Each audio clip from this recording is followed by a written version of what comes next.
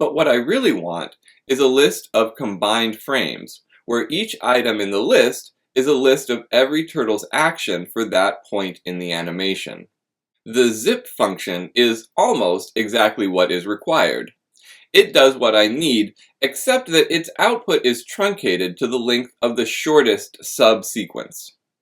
This makes sense because the behavior of the function depends on joining values across lists by index.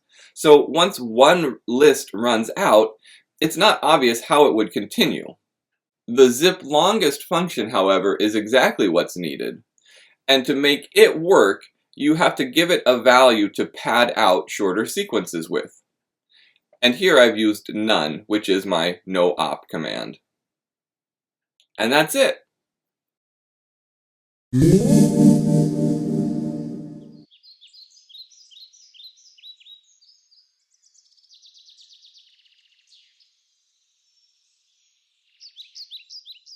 I hope you enjoyed this video, and I hope you join me next time with more Shadetree Coding.